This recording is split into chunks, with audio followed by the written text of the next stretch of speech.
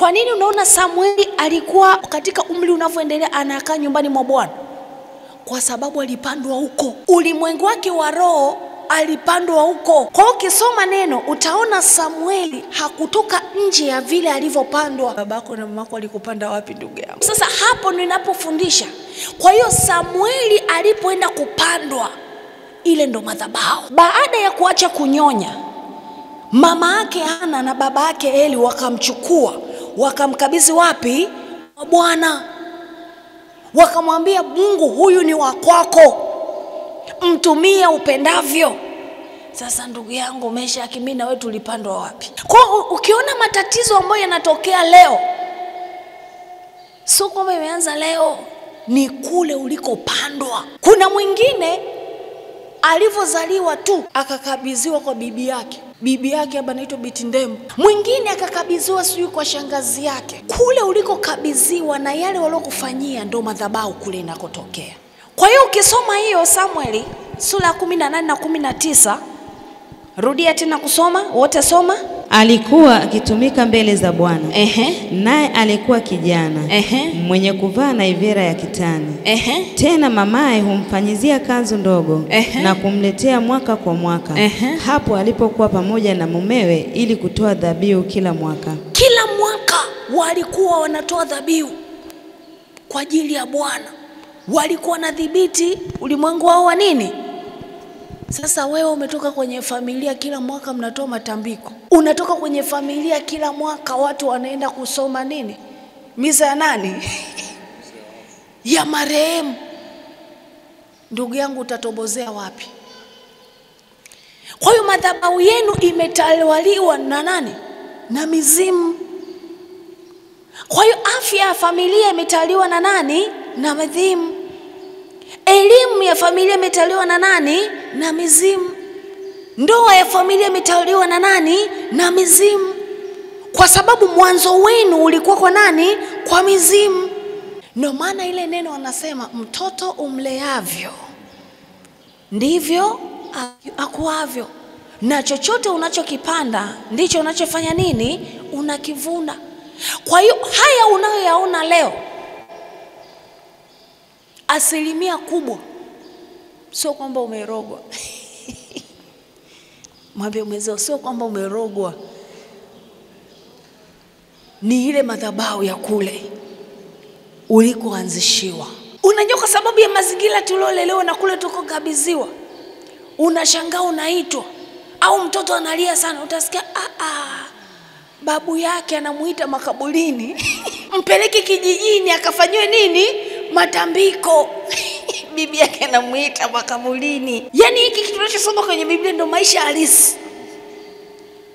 Unajikuta umekaa ndani, unashangaa mtu anakuita hakuna, anakuita hakuna. Unampigia mamako anakwambia mizimu ile, nenda kafagile makaburi.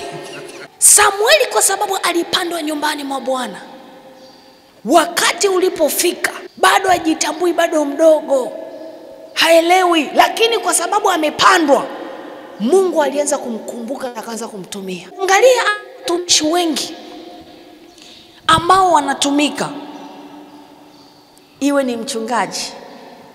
Wewe hapo, kama wewe hapo upo, jichunguze. Utakuta kwenye familia wani wachache sana inatokeaga ni neema, lakini wengine utakuta ni familia aidha babu, bibi, baba, mama alikuwa anampenda sana nani? Mungu. Alikuwa anajitoa kwa nani? Kwa Mungu. Akana tamani jambo litokee kwenye familia yake. Kwa nini? Nini ambacho inachomaanisha? Kitu kinachotokea ndani yako, kuna mbegu ilipandwa. Madhabahu uliowekwa ndio inaoamua wewe uishi vipi leo. Kama madhabahu yako ya kwenu mlipandwa kwenye mambo ya giza, usiposhughulikia, roho ya umaskini haitatoka, roho za magonjwa zitatoka, roho za kushindwa zitatoka, roho za ajali zitatoka, kwa sababu mlipandwa huko. Amina. Tunaona kwa Samueli, hiyo Samueli wa kwanza, sura ya kwanza, sura ya pili, sura ya tatu, na ukisoma ukaendelea, Samueli ndio aliyetumika kwenda kumpaka mafuta nani? Daudi. Jinsi alivyopandwa ndivyo jinsi alivyokuwa. Mgeuke jirani yako, muulize, unajua ulipandajwe? Kuna wengine siku unapandwa, yani mama yako ameshika ujauzito wako, yupo pombe chakali, amekunywa ulanzi amekunywa pombe, yupo kwenye starehe, na amekushika nini? Mimba. Mwingine ameshikwa mimba, ile mtume na nabii waga anafundisha, mwingine mimba yake ilipatikanika kwa kubakwa. Sasa kuna vitu vimepandwa pale. Usiposhughulikia hiyo madhabahu, utoboi. Hautoboi bwana wewe. Mwambie mwenzako hutoboi. Sasa mtu anapofika na aseme hivi, mchungaji, niombe ili nifunguliwe. Mimi naweza nikakuombea, lakini kwenye ile madhabahu anaweza kutoa ni wewe mwenyewe unapoamua. Mimi nikikuombea utapata vitu vidogo vidogo, wewe ukiamua utapata mambo makubwa. Ana aliamua au aliombewa?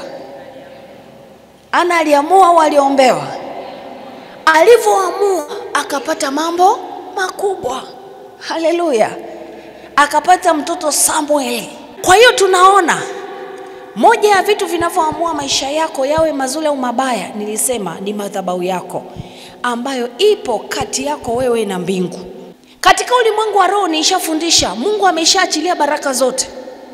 Ukitaka kazi zipo, ndoa zipo, watoto wapo, biashara zipo, fedha zipo, kila kitu Mungu ameshakiachilia. Amina. Lakini Mungu anaangalia wewe unaelewa nini? Fungua kitabu cha Kutoka sura ya 14 mstari wa 15. Neno la Mungu linasemaje?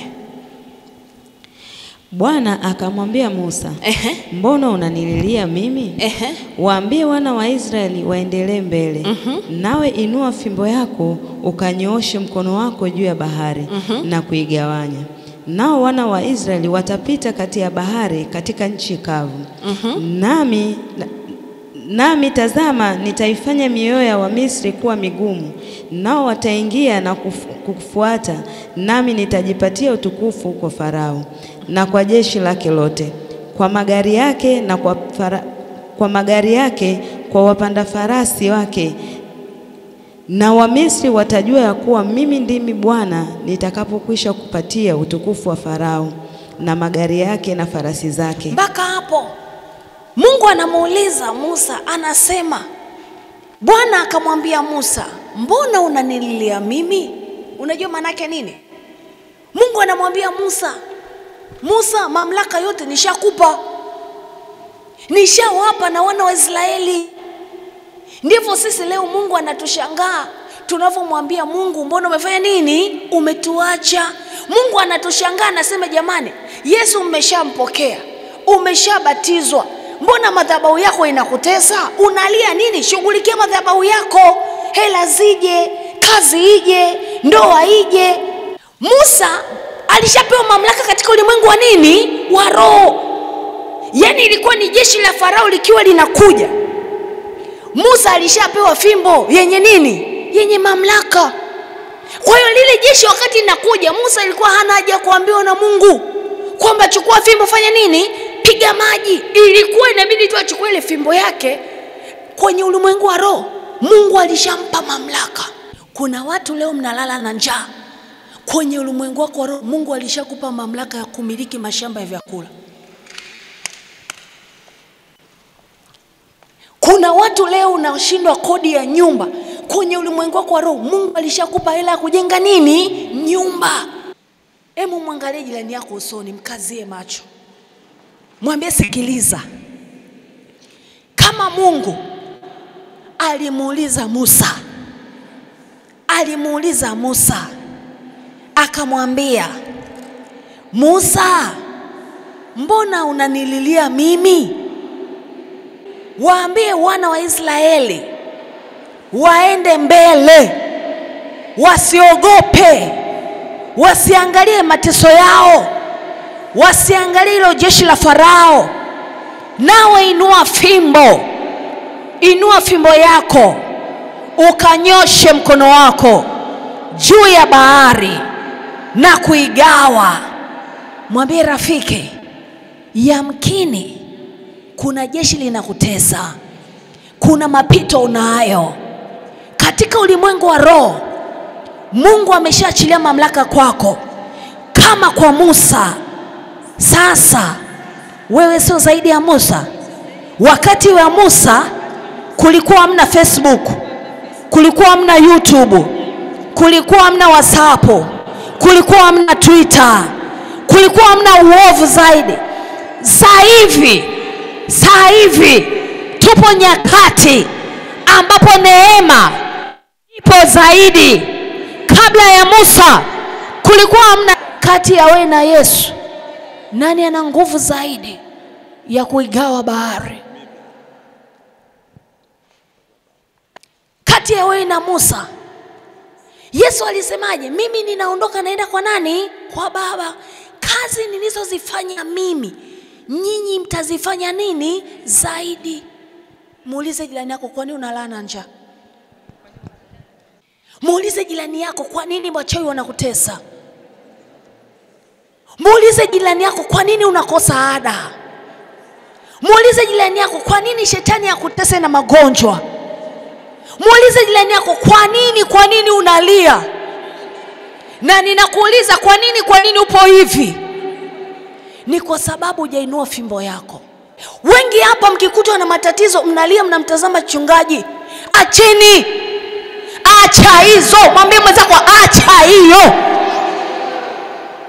Biblia imesema amelaaniwa anayemtegemea nani? Anayemtazama mwanadamu kama nguzo yake. Amelaaniwa. Yaani wewe Grace hapo ulipo, ukimuelewa Mungu, kila kitu unachokitaka chini ya jua kipo chini ya mamlaka yako. Kwa hiyo tunaona katika ulimwengu wa roho, Mungu akishaachilia mamlaka, hauwezi kubembelezwa au nasubiri waambie, Mage, tumia mamlaka niliyokupa. Wewe. Mungu ana watu wengi. Sikiliza, Mungu kijilani yako, mwambie Marekani wapo, Uingereza wapo, Japani wapo, Australia wapo, Canada wapo, Morogoro wapo, Singida wapo, Tanga wapo. Sasa wewe umempa Mungu nini mpaka aanze kukushughulikia kwenye madhabahu yako? Ukishaokoka ukimjua Bwana, umeshapewa mamlaka, Mungu anaanza kushughulika na wale ambao wamjui, waanze kumwa.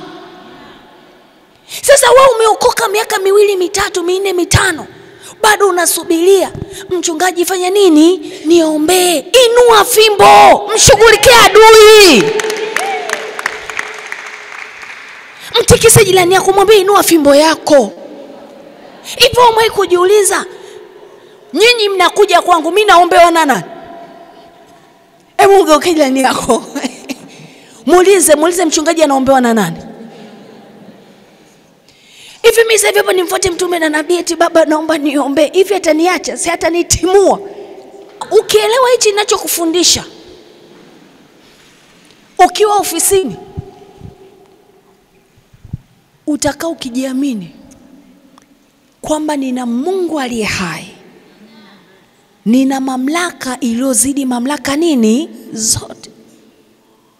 Kwa nini watu wengi wanaona wanashindwa? Kwa sababu imani. Sema imani. Wengi mkipita kwenye changamoto ndogo, imani yenu inayumba. Mungu anaangalia hivi, huyu Mage akipewa simu, sawa kama hii simu tu akipewa, amen, hii simu ikapata shida kidogo, Mage akaondoa imani yake kwa Mungu, kwa sababu simu aliopewa imepata shida. Mungu atasema kama simu tu nilimpa. Sema simu. Ilipoondoka kwake ikapata shida, akaniongelea maneno, Mungu umeniacha, Mungu unipendi, Mungu atajiuliza, je, nikimpa utajiri? Mungu anaangalia kama Mage amepewa 1,000,000 kutoa fungu la 10 shingapi? Haamini kama ile 100,000 inaenda kwa Mungu, anajua anakula nani? Mungu atasema kama hii 100,000 nikimpa hawezi kutoa 10,000. Kama nikimpa 1,000,000 hawezi kutoa shingapi? Atasema je, nikimpa 1,100,000? Atakimbia kabisa ibada. Ndio maana watu wengi madhabahu zao hazina nguvu, sababu wanajitazama wao badala ya kumtazama Mungu. Sema Ana alipopitia matatizo, yeye alimtazama Mungu, na Mungu alipombariki alirudi kumshukuru, akazidi kujinyenyekeza mbele za nane. Wangapi leo Mungu anapowabariki wanazidi kushuka? Hata sisi watumishi tutakuta mtu akianza kuinuka kidogo tu, Mungu akianza kumuinua, akitaka kupita hivi anataka apite kwenye nini? Red carpet kama mtume na nani? Kama mtume na nabii. Yani watu wa muabudu. Mungu anasema kama wewe nimekufanya tu hivi kidogo leo, nimekuinua, unataka uishi kama uko mbinguni. Je, nikikuinua zaidi wafu wakianza kufufuliwa, viziwi wakianza kusikia, sio utataka ukae angani? Mungu anaangalia sana jinsi imani yako inavyotunza madhabahu yako. Samueli wa kwanza sura 17. Anza mstari wa 45. Samueli wa kwanza sura ya 17 mstari wa 45. Ndipo Daudi akamwambia yule Mfilisti, wewe unanijia mimi na upanga na fumo na mkuki, bali mimi ninakujia wewe kwa jina la Bwana wa majeshi. Mpaka hapo rudia tena, wote mmepata Soma. Samueli wa kwanza 17:45. Ndipo Daudi akamwambia yule Mfilisti, wewe unanijia mimi na upanga na fumo na mkuki, bali mimi ninakujia wewe kwa jina la Bwana wa majeshi. Endelea. Mungu wa majeshi ya Israeli, uliowatukana. Siku hii ya leo Bwana atakuua mkononi mwangu, nami nitakupiga na kukuondolea kichwa chako.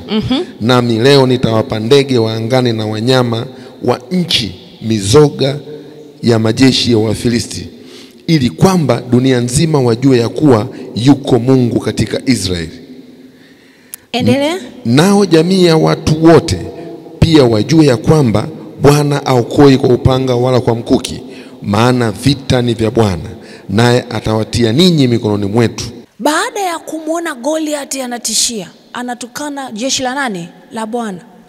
Akamwambia, sikiliza, huwezi kuchezea ulimwengu wa roho wako wangu. Unajua pale nini alichokuwa anamuonesha? Ya kwamba umewachezea wote, lakini mimi nitakushughulikia. Kuna wengi hapa familia zenu zimeteseka.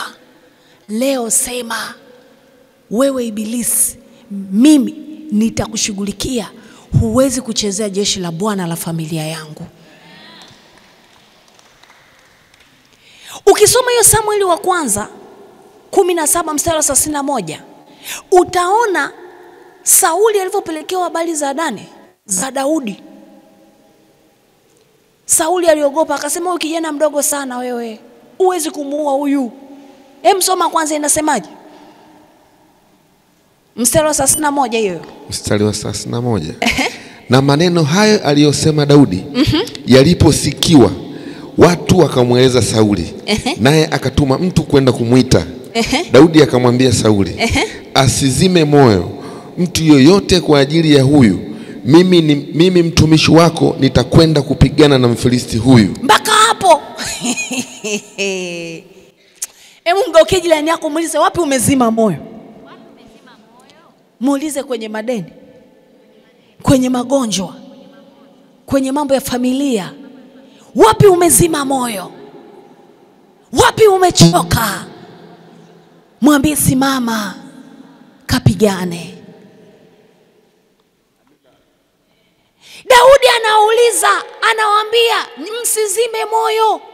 Wengi mpo kanisani lakini mioyo imezima. Wengi mpo hapa kanisani lakini hamna nguvu ya kuomba, kwa sababu mmechoka, mmeona Mungu ajibu maombi yenu. Wengi mpo hapa kanisani, hata ukiambiwa hivi Yesu anaponya vipopo anaweza kwenda kuona, uamini. Kwa sababu ukiangalia matatizo yako kila siku unaomba, unaona mbona sijibiwi.